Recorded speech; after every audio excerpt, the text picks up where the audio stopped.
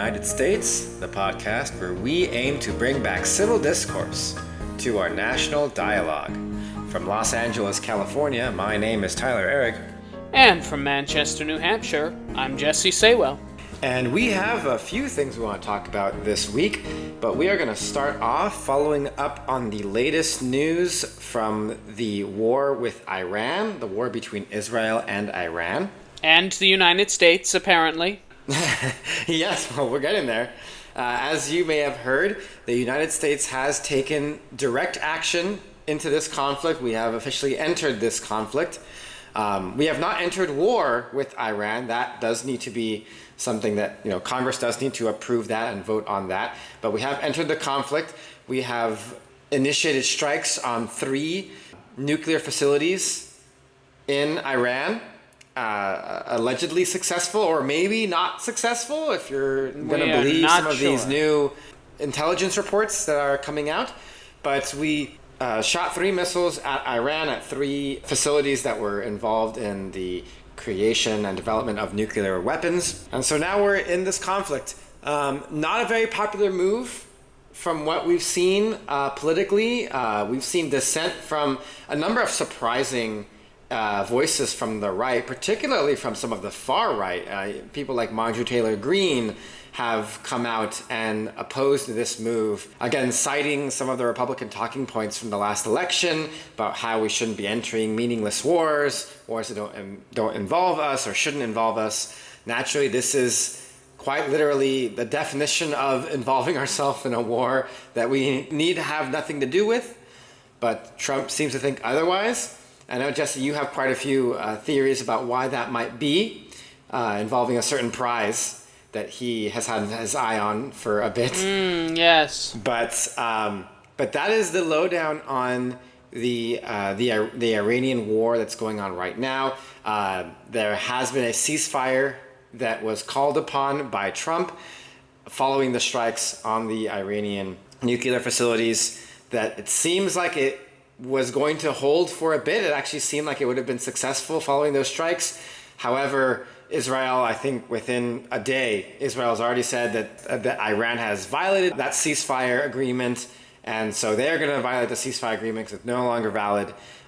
Trump is yelling at both of them in social media posts, which, if I might just talk about that for a quick second, how ridiculous is it? And how embarrassing is it that our president chooses to speak, the main method that he chooses to use for communication with foreign powers is Truth Social. Social media in general, but Truth Social, like, I was talking to a friend of mine and he's all like, how do we even know that the Iranians have Truth Social? Like, are they even listening to him? Which, of course, they're listening to him. They have, they're going to have a pulse on all the social media. But let's just go back to how ridiculous it is that Trump thinks that this is the way he wants to communicate with world powers. World powers. Presidents and leaders. And he's kind of like, I am talking to you through a tweet. That's just, frankly, just embarrassing to see. I mean, it's just embarrassing. Like, I don't know anyone in a position of leadership that would be like, you know how I'm going to get through to that employee of mine, or you know who I'm going to get through to like a business venture? I'm going to tweet at them. I'm going to send them a Facebook post. That's just, I don't know. To me, it's just ridiculous. But we'll go more to the point is that, he has yelled at them on social media with, if I may say, very kind of off the wall and concerning posts, like the all caps misspellings, seemingly kind of like just nonsense angry words that are in some of these posts, which kind of concern me a little bit as to Trump's mental state when he is at the very, if not constantly, at the very least when he is typing these messages, which are direct communications with foreign leaders. Very angry sounding, very kind of crazy sounding things. And it's not the content so much as the way he's saying it. It sounds like the ramblings of a crazy person, and that does concern me for a bit. But he's doing this. He's yelling at Iran and at Israel to stop. He's telling them that there will be consequences. Iran has retaliated to these strikes by targeting U.S. facilities in, I believe, Qatar and Oman or another country around there. I don't remember exactly, but there have been U.S. foreign facilities being targeted. Unsure if they have been actually hit or damaged at all, but they have been targeted by missiles from Iran. And so here we are, involved now in yet another senseless conflict in the Middle East. Like I texted you yesterday, this is Temu George W. Bush. Yeah. So here we are. What are your thoughts on this, Jesse? Oof. Yeah, I mean, I think the one thing you're burying when you talk about him, on with his crazy tweets, let's not forget that he went to the media out on the White House lawn, and they asked him about it, and his frustrations about this, this truce that he had, or this ceasefire that he had initiated or arranged, and it got, it got kind of, I guess, blown up, for lack of a better term, very quickly. But they asked him about it, and he talked about Israel and how angry he is at Israel and how angry he is at Iran. And he goes, "They don't know what the fuck they're doing. Do you understand that?" I mean, that's a direct quote, folks, if you had missed that one already, which is, it is fascinating just to, I mean, it's depressing, but it is fascinating to hear a president use those sorts of terms. I mean, Joe Biden got so much shit 15 years ago when the Affordable Care Act was passed, and he went up to Obama and was heard on the hot mic just saying it's a big fucking deal. Joe Biden got just ripped to shreds by right-wing media for that. But Trump can say whatever he wants. And, in fairness, the profanity thing, I think, our society is just numb to it in a way that we weren't in the past. But it's crazy to hear him talking about these things. As you mentioned, I think that all of this for Trump really comes down to he wants a Nobel Peace Prize. That's what he wants. He's mad he didn't get it in the first term. He's mad that Obama got it and I didn't get it. It's very unfair. Very unfair. But yeah, I mean, this is something that everyone knows he's coveted for all these years. I don't think that's going to happen. But he certainly thinks that it's a viable thing, and he thinks that if he can broker some sort of peace deal here between these nations, that potentially he can be viewed as this great peacemaker in the world and win that award, because it really is something that he very much wants. And so I think he gets frustrated when they don't listen to him because, he's not used to people not listening to him when he tells them to do something, especially in this country where, whatever he says, pretty much the entirety of the MAGA movement just nods and bows and does whatever he wants. So to hear frustration from people like Marjorie Taylor Greene and Tucker Carlson and Steve Bannon about this sort of strike has to be a little bit disconcerting for him. We're not used to seeing MAGA kind of have these sorts of divisions within its ranks. But the reality is I still think that, whatever Trump does, they're going to get on board with. This strike, he said he was going to wait 2 weeks, and then he didn't. And he dropped these bombs. And, he, of course, comes out and says, it's a big success, amazing grand success. And then we come to find out that it probably didn't do what it was supposed to do, which is, obliterate Iran's nuclear capacities. It probably, if anything, just delayed it by a month or two. But these bunker-busting bombs, that is actually what they're called, the bunker-busting bombs. Well, they're pretty gnarly. Oh, they're insane. But yeah, if you've seen the diagrams, they're very gnarly bombs. Like they strike the earth, and then the area of effect of the bomb reaches into the earth like some like number of feet and like can explode, facilities that are buried like 10, 20, 30, 50 feet underground. Like, it's pretty gnarly. Yeah, it's up to 200 feet below the surface. The problem is that some of Iran's nuclear facilities are roughly like 400 feet below the surface. So the thought was you have to drop one bomb, create a crater, and then drop another one on top of that crater to be able to do it. But it was very clear from the start that these bombs might not work. They've never been used before. They might not work effectively in this situation. It certainly seems in the aftermath that they were not as successful as what the administration, as what Pete Hegseth and Trump had said they were. And so now what? We dropped bombs on Iran. We pissed off more people in the Middle East who already hate us, who already have plenty of reasons to hate us, beyond just kind of radical extremism, which exists, in the Middle East. It does. But certainly, you're not making any friends by doing this. And what is next? This is the question. Like, what is the end game here? If you are Donald Trump, if you are the Republican Party, if you are the United States, what is the end game? Because I know what Israel wants. Israel wants to eliminate Iran from the Middle East.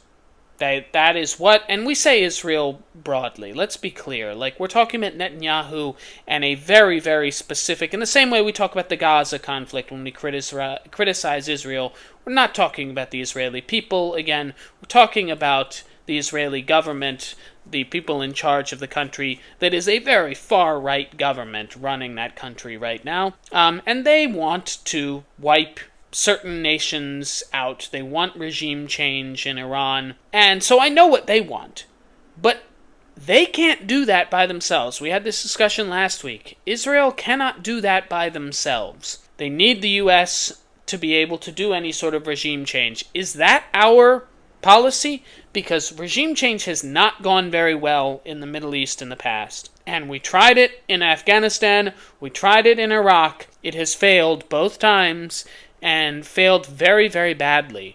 And so I'm concerned about the future, but I have a general inkling, just looking at Iran's response. They dropped the same number of bombs that we dropped on them when they responded, and their response, obviously, not nearly as... they don't have the firepower that we do, so not nearly as effective. And my general thought is Iran does not want to escalate a conflict with the United States. I think that this will... I don't even want to say cooler heads will prevail, because that's not what's going to happen. I think that when it comes down to it, the only nation that really wants this fight is Israel, and I do not think that the U.S. is going to be willing to put boots on the ground to fight this fight, which is the only way that Israel achieves what it actually wants, which is regime change. So I would not be surprised if this situation starts to settle. I said this, some people got upset. I think the World War III comparisons are very silly. I don't think that's what we're headed towards right now.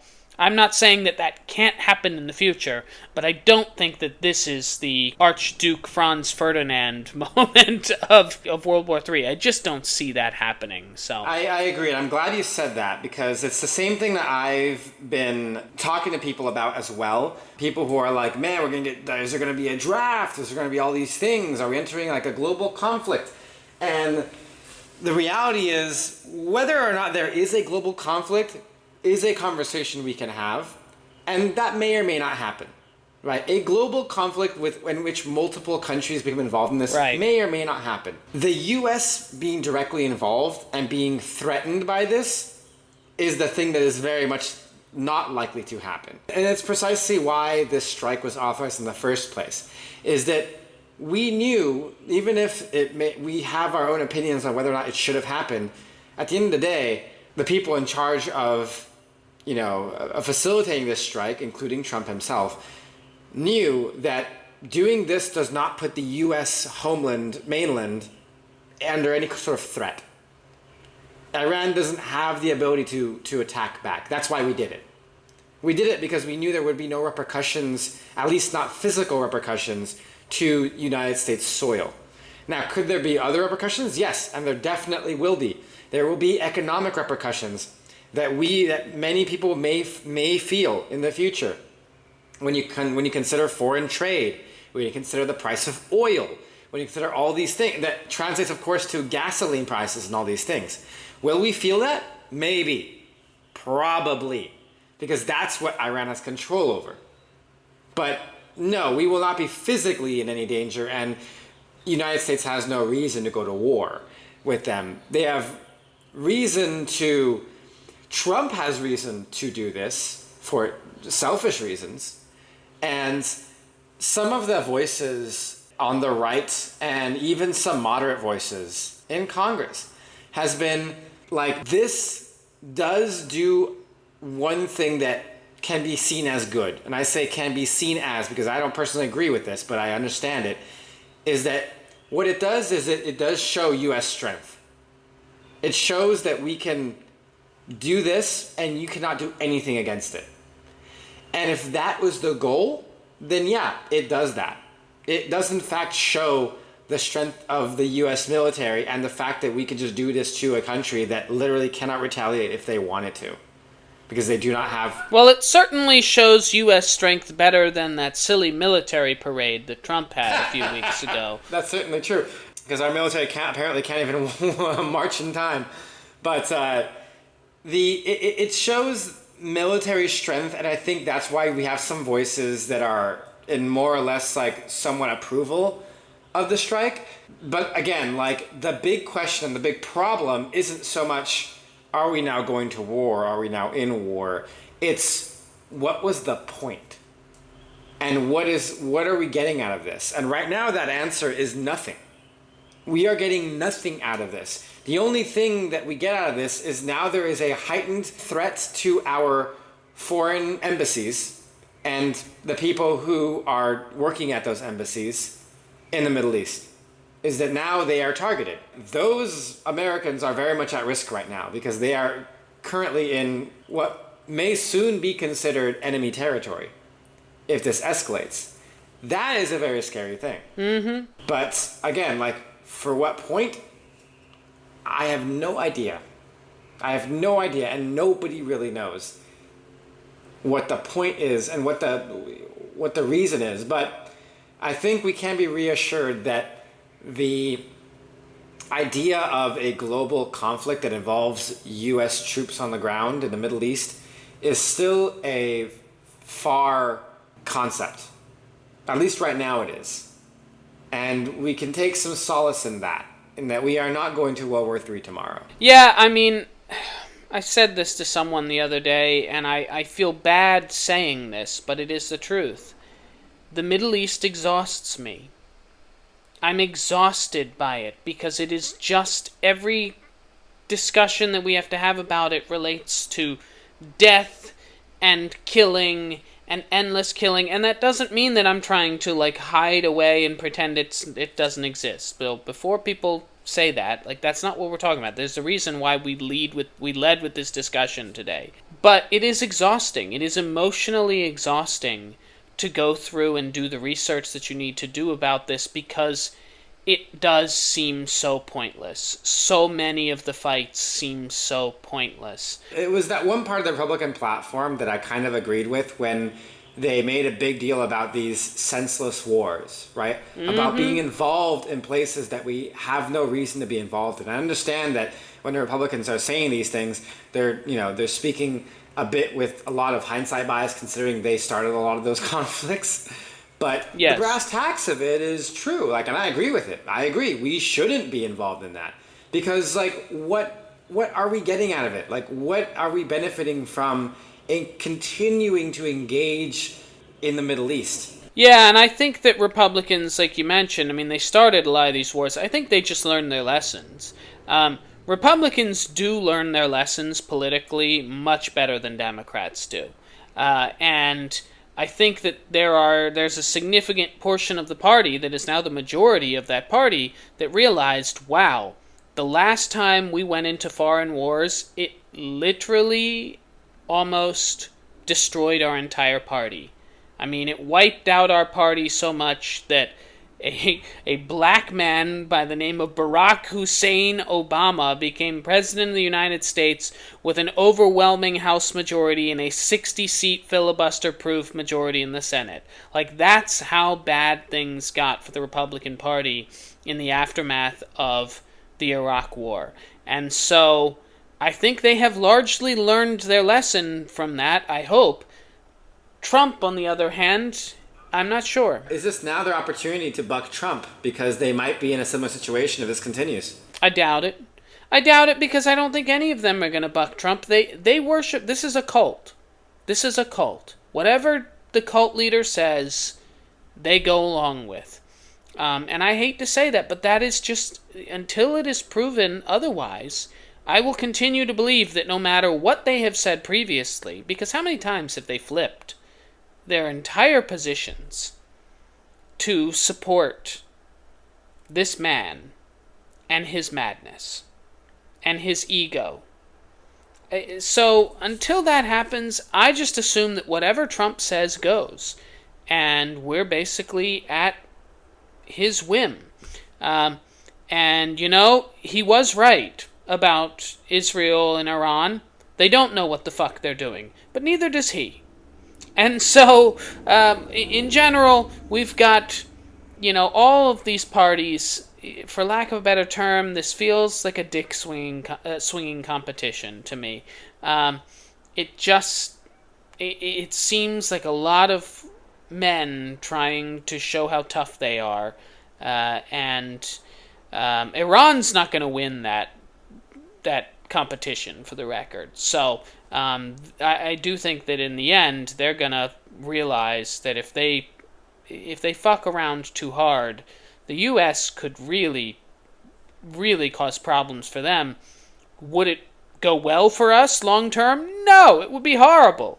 But I mean, yeah, that we're in this situation where I don't think there are any winners out of this. And like you said, what was this all for?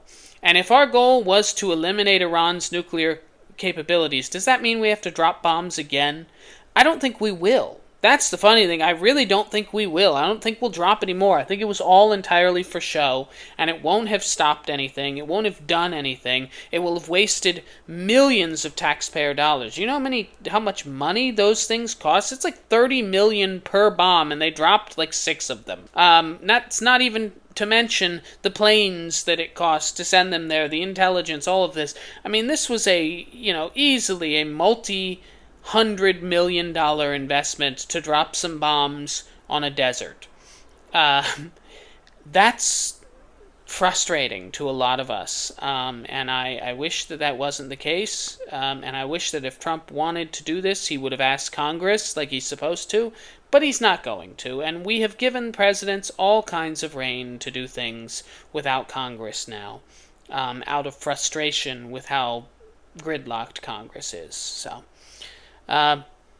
but on another note, you all may have heard the news that the New York Democratic primary election, the New York primary election for mayor, happened now yesterday. We're recording this on Wednesday. And the upset victory, Zohran Mamdani, the Democratic Socialist candidate, won the primary, defeating former New York Governor Andrew Cuomo, who was largely kind of considered the establishment moderate candidate. Yes, so New York City is going to send him as the nominee. He still has to win. He has to beat the current mayor, Eric Adams, who is running as an independent. He may have to beat Cuomo. I'm not sure. Cuomo has left open the door to running as an independent in the November election, but this is a big deal. I do think that we're making a little bit too much out of it, but let me get into kind of my general thoughts about this. One, congratulations to Zoran Mamdani for a great campaign. You have to hand it to the guy. He ran a great campaign, came from behind, and the progressives really bonded together to use ranked choice voting against Cuomo. Now, it didn't really matter because Mamdani got more votes than Cuomo anyway, but this is a significant moment, certainly, and progressives are going to cheer this as they should. They should be happy about this. I think the reason why I say that I think it's being blown out of proportion is that New York City is not reflective of the larger Democratic Party across the country. What I do think it speaks to is that Democrats want populist economic policy. You know, there's something interesting that I've been thinking about recently. So, Anthony Scaramucci, you remember, he was, the White House communications director for Trump for like 10 days in the first administration. He got all combative with people, whatever. He's a New York guy. They asked him about kind of his beliefs and Trump's beliefs, and he talked about how Trump came up to him one time, in his first term, and he said, you're socially liberal, but fiscally conservative. He says, you've got it flipped. My base is socially conservative, but fiscally liberal. And that's a really interesting thing, but it is true. When you look at Trump and the way he has governed, he does not govern from a position of what we would historically call economic conservatism. And I wonder if the Democratic Party isn't in some way actually moving towards a place where they are more socially moderate and more fiscally liberal and progressive, because the liberal social kind of platform got a little bit out of hand. It started scaring a lot of people. It started being not just about accepting and advocating for equality, but it did start to be a little preachy at certain points in certain ways. And I know there's going to be people who are going to disagree with that, and that's fine. I'll take the heat on that.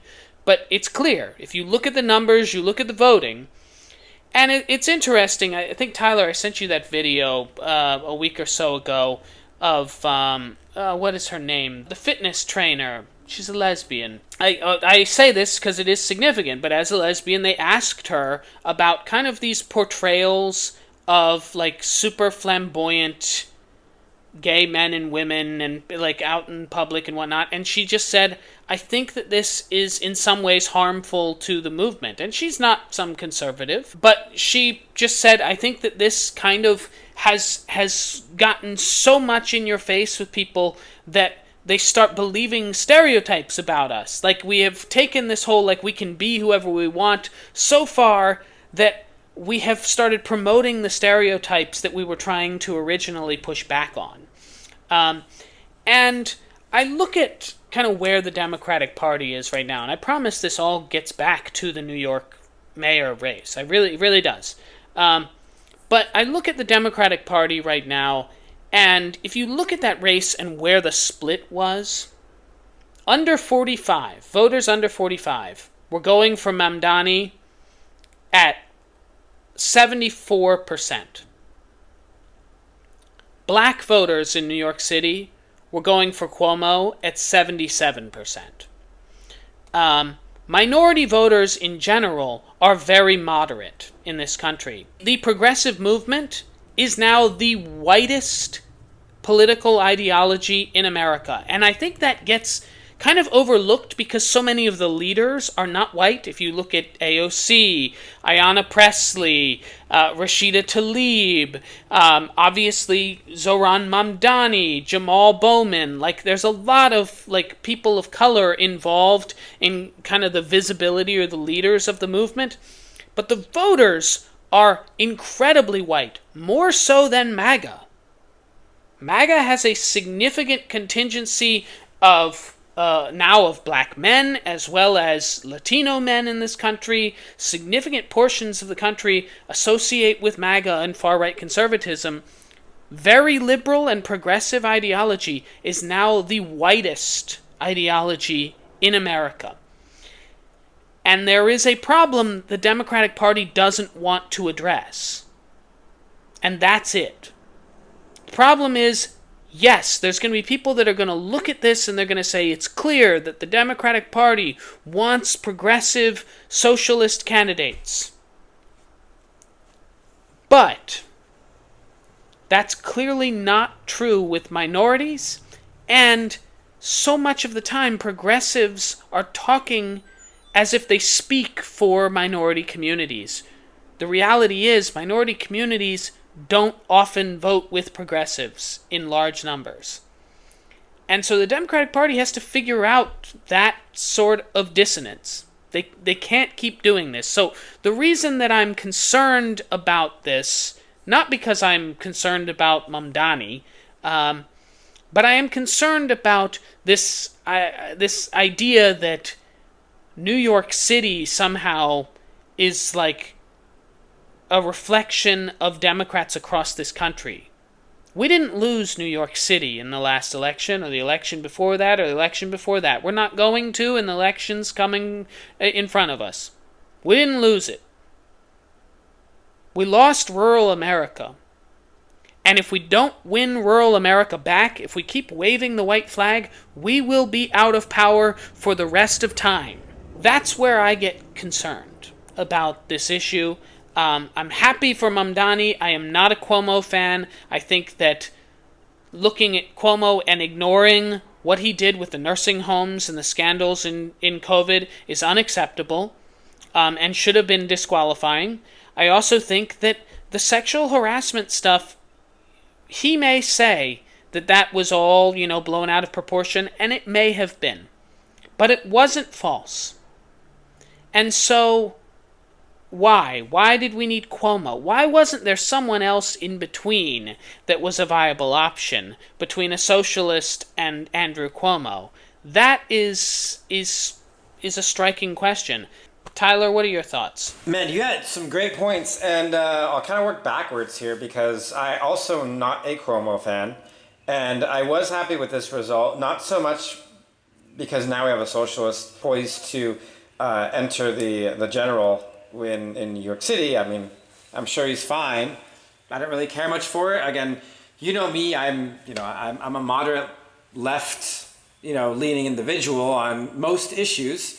And so to me, the idea of having like a super socialist Democrat in an office like that is a little not concern. I wouldn't say concerning, but it gives me reason for pause for various reasons. But what Cuomo did, I think, like you said, I think it does disqualify him. And I think having him on the board at all as an option was already, when it was announced, I was already concerned. I think we've talked about it actually. I think when it first when the news first broke that he was running, and I was kind of like, why? No, I thought this guy was running out of town, dude. What are we doing? Why is he back? He shouldn't be anywhere near politics anymore. He fucked up. He should be done. So the fact that he was there at all was already a concern for me. Seeing him lose is not particularly surprising to me. Because of that, but again, that's also very much my opinions on him that are feeding that. But again, happy for Mamdani. We'll see how this goes in the next stage of the election process. I think that's going to be harder for him, definitely.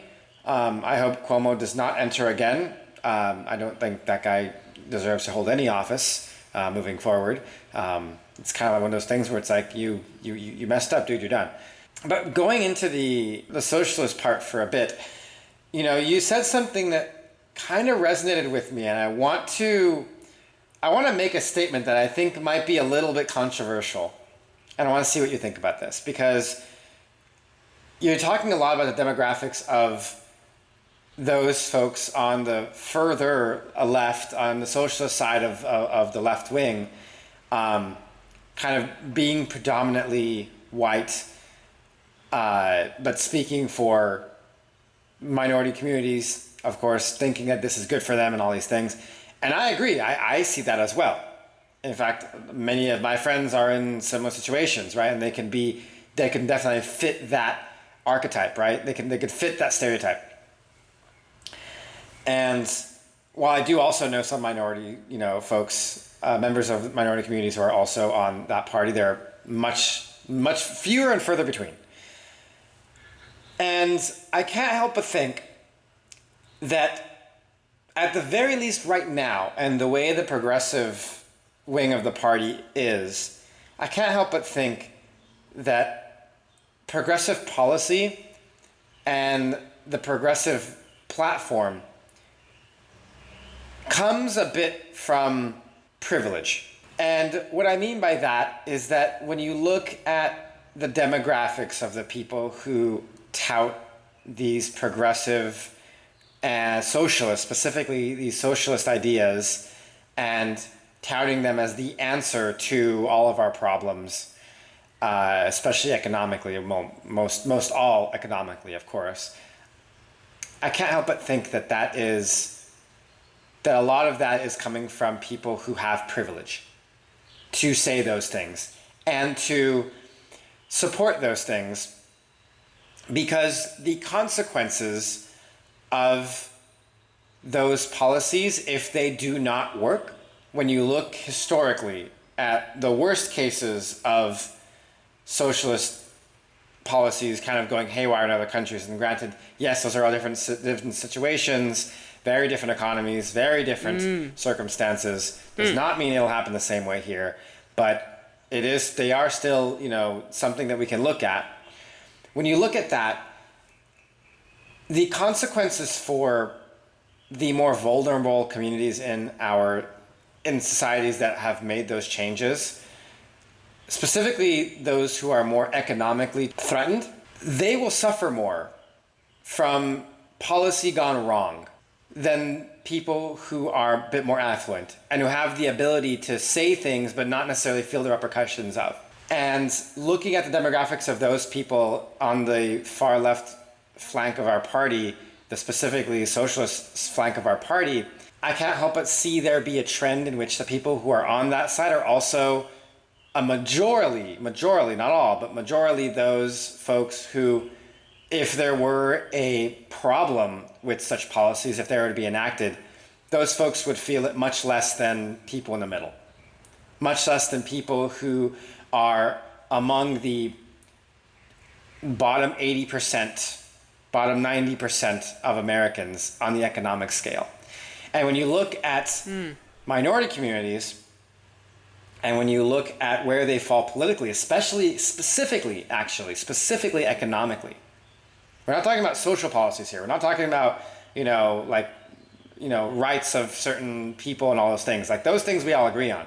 But specifically on the economy, when you look at minority communities and where they fall, a lot of them fall in the middle because they understand that the dangers of extreme policy, the consequences of that would fall on them, and almost entirely on them.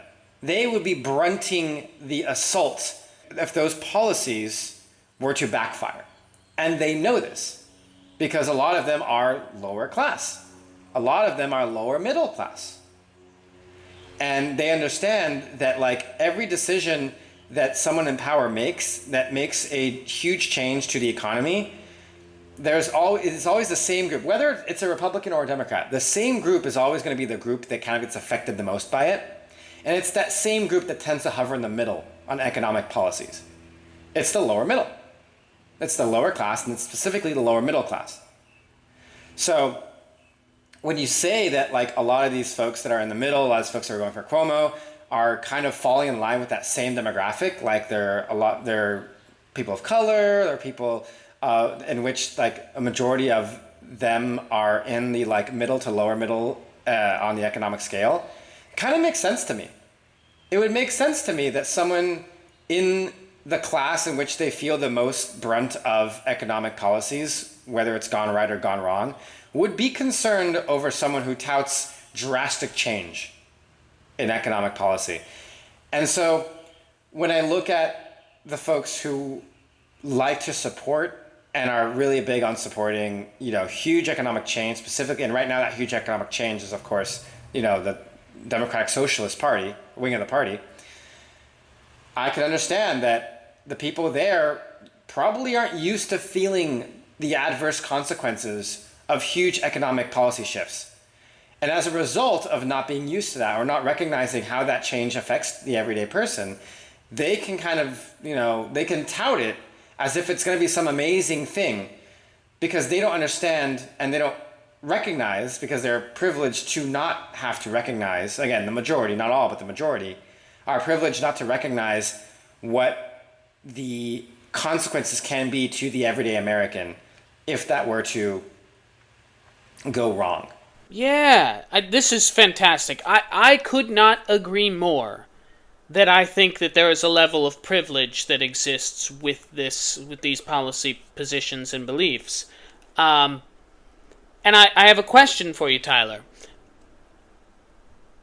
When you think of the most privileged group of people in America, what city do you think of where we have the most privileged people? New York, Los Angeles. Okay. What's another one? I mean, I can go off the list and just go down the list of big cities. Where does all this wealth and technology wealth come from in the United States? California, mostly. San Francisco, right? Silicon Valley. Silicon Valley, San Francisco, right? Right. What did San Francisco do in the first Trump administration, into the Me Too movement, into the Black Lives Matter movement? They elected a very, very far-left legislature and socialist mayor, right? London Breed. How well did that go for San Francisco? Not well at all.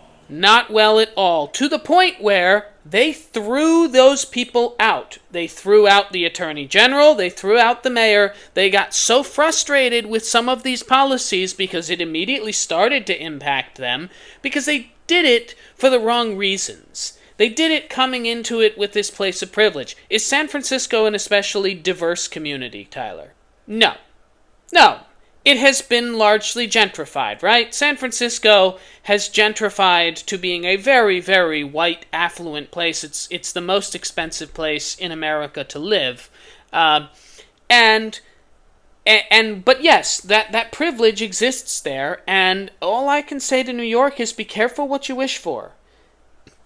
Because San Francisco got real bad the last few years. And this is coming from me. Like, people are going to be like, oh, you're this moderate, whatever. I identify as a socialist. I do. I really do. And I have for a very long time, and I still do. I just believe that there is a pragmatism that goes into applying it that needs to be... there needs to be a level of attention paid to that. And I think there's very few people who are actually approaching it that way in this country. There's plenty in Europe. That's how these things got instituted and initiated throughout Europe, was by kind of pragmatic socialists who are, again, the furthest thing you can possibly think of from Venezuela or, the scary socialist countries that they always talk about. Right, the ones that Republicans like to point to and say, this will be you. Yes, and that's not, for the record, like, AOC, Bernie, the people that you associate the Democratic Socialists of America with are much more modeling themselves after Europe. I just don't think that they have the strategy or the foresight for how to implement it. And what you saw in San Francisco was a mess. And what they've done since then is elect a moderate. They threw out London Breed and they put in this guy, Daniel Lurie, who basically just ran on, we've got to get the streets cleaned up so that when people are walking around, they're not walking in shit. And I know that everyone is going to be like, oh, you're, going after unhoused people. That's not what I'm saying. I am literally saying there was an app that was downloaded by millions of people in San Francisco and the Bay Area that literally showed where there was feces on the sidewalk because the city could not keep up with it, and it decriminalized public defecation. Right. That is, we have to be clear, like that is not an issue with like homelessness and things like that. Like LA has a much worse homelessness issue than San Francisco ever will, just per capita. But we don't have like a bunch of shit everywhere. I mean, we have some, but it's nothing like that. No. It is nowhere near that. That is simply the way government is run here. Just happens to be better than the way government was being run there. And that's all just logistics. It was negligence, and they decriminalized shoplifting. So what did we see? People, literally, if you could get out the door with the goods, you couldn't be arrested for it? That was crazy. So we saw all those videos of people just raiding things and running, and these poor security guards trying to stop them from going out. You know, like, it's crazy. The ideas were based in good intentions, but they were bad ideas. And they immediately took the city from being a very, very thriving city when I first moved to California in 2016 to by the time when I moved across the country and I drove through San Francisco, a city I love, I was petrified to leave my things in my car because there was glass everywhere from smash and dash. Go to the Golden Gate Bridge and tell me San Francisco doesn't have problems. That's what I would tell anyone, because you go there and every few feet there's a sign, if you like it, or if you love it, take it with you, because it will be gone. It's smash and dash zone. Like, there is no way. It's and there's glass everywhere. It's terrifying. And so, like, I love these cities, but I do worry that sometimes we get so invested in the principle that we do forget about the actual realities of governing. And so I hope that's not the case with Mamdani. I'm not trying to, say that I expect there to be shit all over New York City or something like that coming up. That's not what I'm saying. I do think he seems like a competent person. I do think that he means well. I do think that he will work hard for the city. I have not seen a city run yet in the United States of that magnitude, much less one of the largest cities in the world and the largest city in our country, run by that far left of a candidate. And I will be very interested to see if it works. And I hope it does. I genuinely, in my heart of heart, I hope it does. But I am concerned because San Francisco is the model, and San Francisco clearly showed you how bad it can get very quickly. Right, and I think for what it's worth, San Francisco did have its wave, and scared some of these other cities into doing similar things. I mean, yeah, LA, for right now at least, is not in a position where we are going to be going that far left anytime soon. I think we have too much of a relatively strong conservative base, despite what people say it doesn't exist like it is. We do have quite a number of conservative voices here in Los Angeles. Mm-hmm. So that's, honestly, I would consider that to be a good thing. It's the kind of thing where it's like no one wants to be in a echo chamber. An echo chamber is always bad, whether it's a left-wing echo chamber or a right-wing echo chamber. It's always bad. You need opposing voices. And let's just hope that there's enough of an opposing voice in New York to help them not get to the point in time where they are potentially ruining their city if they allow these things to happen. Hope so, and certainly, again, we wish him the best. Glad it's not Cuomo. Very glad it's not Cuomo. But yeah, this is something to be watching going forward. And speaking of things we should be watching, yes, a few days ago, there was a Supreme Court opinion that came through, and this is pretty important. This is relating to the ongoing crisis with immigration and the DHS and what they're doing in Los Angeles specifically, but across the country as well. There was a Supreme Court opinion that came out. The DHS submitted a request to the Supreme Court that would allow them to effectively disregard the opinions of lower courts that had told them that they were unable to send migrants to countries other than the country that they were coming from. Specifically because there were two instances, one that happened and one that was blocked, in which migrants were sent to completely unrelated and frankly dangerous countries. There were a group of migrants, and I want to say it was 6 of them. There was a group of 6 migrants that were sent to South Sudan, which, if you don't know, is in northeastern Africa, and not a particularly welcoming place to to foreign people. I wouldn't say they were particularly safe there. There was another group of migrants, undocumented migrants, that were sent to, or they were going to be sent to Libya. That got stopped by a court, so those people did not end up being forced to go to Libya, which would have been equally dangerous to them. And so this prompted the DHS to submit this request to the Supreme Court, asking for the permission to effectively disregard the lower courts. Because the lower courts all told them, no, you cannot do this, which they can't. Legally, they cannot do this. So when it comes to deportations, and this is something that I've argued with a lot of people about already, a lot of people just seem to think that undocumented people somehow have no rights. I guess that's a prevailing theory on the right and in other circles. Not true. Like super not true. Like everyone has rights, whether you are a citizen or a non-citizen, whether you're on a work visa or you're completely undocumented, everyone has some degree of rights. That is a fundamental fact of our country, technically of the world.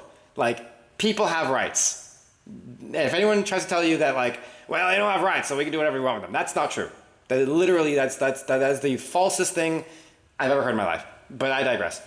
When it comes to deportation specifically, there are particular rights that undocumented people have that the government has to abide by. These are rights that were appropriated by Congress, as well as rights that were a part of UN decree that the US has signed off on. So when you have an undocumented person in custody and you are going to deport them, you have 3 options as the US government. Okay, option 1 is to deport them back to the country in which they were coming from. So if they're crossing the border from Mexico to the US, you can kick them back to Mexico. The end. That's it. Easiest thing to do. The second option is you can ask them, and they should be asking people as they are detained, where are you from and where you want to be deported to? And they can tell you, hey, I want to go back to Honduras. I want to go back to Portugal, or wherever. They can say any country they want. They can say, well, this is where I'm from, so if I'm going to be deported, please deport me to this country. And the US has an obligation, if it is within their power, and it's reasonable, the US has an obligation to send them back to the country in which they are asking to be deported to. The third is a country in which the undocumented individual has some connection to. So if they have, I don't know, say a document that links them to Argentina, right? But they're crossing the border from Mexico. Then the US government can deport them to Argentina because they have a connection to Argentina in the form of whatever this document they might have on them, right? Those are your 3 options when you're deporting people. I know nobody's going to use this information. No one works for the DHS that listens to this podcast, maybe. But if you do, well, there you go. I'm doing a job for you. You have 3 options, and those are your 3 options. If those 3 options are unavailable, which is ridiculous because they're always going to be available, but for some reason, the US has exhausted all of their efforts and abilities. If none of these are on the table for some specific reason in which the US already made a fervent effort to fulfill one of these 3 criteria, then and only then can the US deport an undocumented individual to a country that has no direct ties to that individual. And even then, in 1985, There was a United Nations convention, a convention against torture and other cruel, inhuman, or degrading treatment or punishment. And this is signed by most countries in the world, including the US. And what the agreement is, one of the agreed upon provisions in this convention is a ban on what is called refoulement. Refoulement prohibits parties from returning, extraditing, or refouling. In this case, we were looking at returning any person to a state, and here I end quote, where there are substantial grounds for believing that he would be in danger of being subjected to torture, end quote. This is what is being utilized as the main rule of law that would prevent the US, in the event that they exhaust all of their options for deporting someone to their country of origin or a country that they're connected to, they still cannot deport someone to a country where there is a reasonable understanding that that person may be subject to torture, which effectively prevents them from being sent to some lawless state in which people get their heads cut off and shit. The lower court's argument is that deporting people to places like Libya and South Sudan is in direct violation not just of the US laws against deportation, but also the UN Convention on Torture. Because these places are considered to be dangerous places in which the people who are being deported there are very much can be suspected and understood to be under threat of torture if they were to go there. Not only just because they don't know it and they are foreign, they don't speak the language, they'd be dropped off and left to their own devices in a place that is known to be a dangerous state. Places like Libya and South Sudan are designated by the United States as places that are dangerous to anyone but only the most critical personnel to be there. So it is an absolute violation of that convention. And if it were just that, it would make sense, right? Like the lower courts, every single one said, yeah, you cannot do this. This is in violation not just of US law, but also of international agreement and treaties. So they skipped so the DHS skips to the Supreme Court, asks for a reprieve on this prevention, and on a 6-3 decision, which, remember, 6-3 along party lines in the court, decided, yeah, that's fine. That's fine. You can, you can do that. That's okay. You can go ahead and disregard the court, disregard the law, disregard UN charters and agreed upon convention and deport people to wherever the fuck you want. This is mortifying, to say the least. This is a mortifying precedent that is being set by this opinion piece. And notwithstanding the fact that the actual opinion does not even describe an explanation as to why they came to the conclusion that they did. It's a singular paragraph of yeah, we're allowing you to do this, with no explanation as to why or argument as to why they're allowing it. They're just saying, yep, you can do it. Followed by a 19-page dissent by Justice Sotomayor, in which she has this scathing dissent in which, she mentions basically everything I just said right now, right? About how it's in violation of US law, violation against the UN treaties, all these things, how it's inhumane treatment, whatever. 19 pages of dissent.